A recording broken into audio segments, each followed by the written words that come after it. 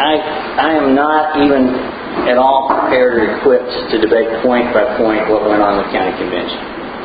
And I think that would be a waste of time. yeah, I just am not. I did have a couple things that I wanted to mention along with it. Our list, by the way, of the list which I wrote, by the way, the delegate list. We were in the committee, and I wasn't the chair, but I did all the work of going through and putting together the delegates to the state convention. We have 168 names on it. We have a few people who turned out, couldn't go, or didn't vote, or something. And that list is made up of, is the Republican Party in Nueces County. I mean, it's the people who have been chairmen, presidents of clubs, office holders, former office holders, election judges, precinct chairs, former SRCs. We have 8 names that are on the challenge list, is on our list. We, in the delegate list, 2 of them, and of the alternate list, 6. And when we put that list together, what we try to do is put people on the list who have been active in the party, who have worked hard for candidates, block walk. Some districts actually have a point system where if they block walk within a campaign, they get it. And so we have an informal system like that for delegates. People that have actually been working in the party for campaigns, actually working in the clubs, actually raising money, helping the women's club, helping the Republican club, those sorts of things. And you can go through our list and see an array of people that have worked hard and given a lot and done a lot. And then with the alternate list, it tends to be, the first time I went to a state convention in 1990, I was an alternate. And I had block walked in several elections, and then I was asked if I'd like to go, and and that's where you get an introduction to the process of going to the state convention and how it works. And the State Party of Texas is going to look at that list, and it's going to accept it. They'll say that whether the convention was perfect or not, the Credentials Committee of the State Party of Texas is going to look at that list, and it's going to accept it. So you believe that it is all right to add delegates after the... I didn't add any delegates after. I'm asking, do you believe that it is correct to add delegates after the present convention has been finalized? Is that your understanding?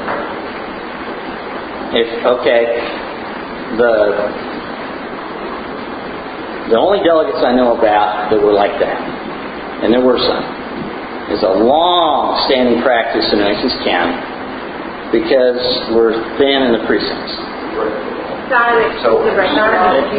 Well, let me finish. Let me tell you what it is. It was have the Credentials Committee offer folks to the convention that didn't come out of the precincts. And this time that included Lloyd Neal.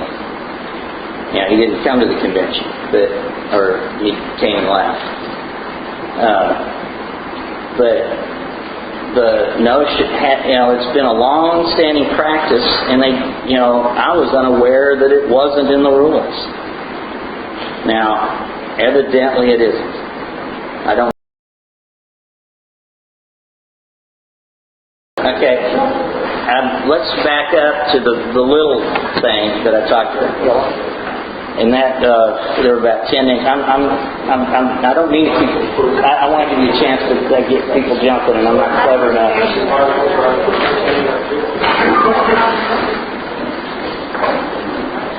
When I've talked to people that are very familiar with party rules, they say that was a mistake.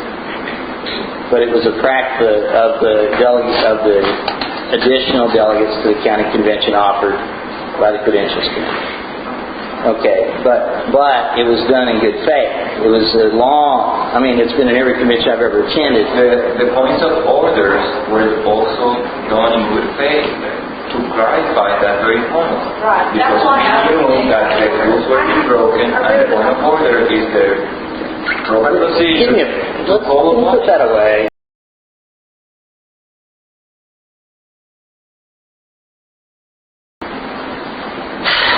Part of the deal here is, and he's heard me say this 100 times now, I have influence, but not power. You know, I can't make anybody do anything. You understand? Okay. For me, your understanding is very important.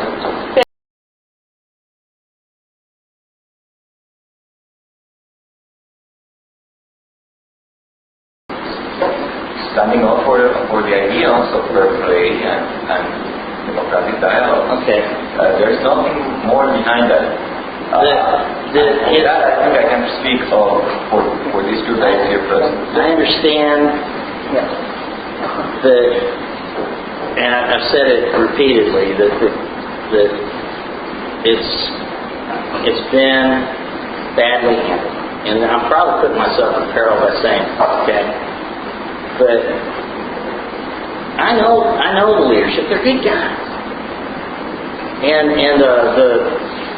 the conflict is unnecessary and could have been avoided.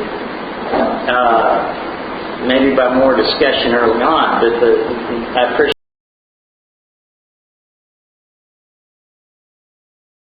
the answer is What do you propose we do to rectify the crumbling Republican Party of Nueces County from this day forward?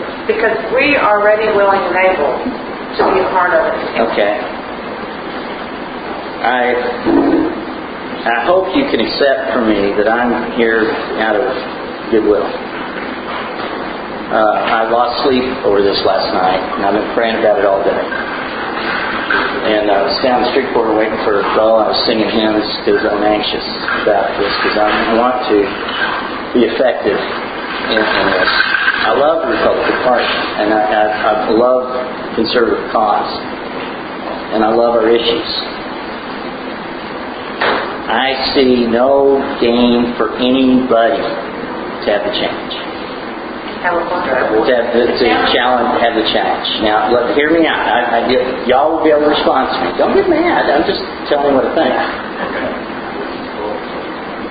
Who gains by the fight? The liberals, the Democrats.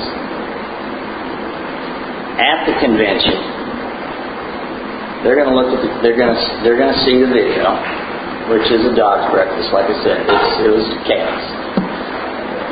And they're going to look at how things went, and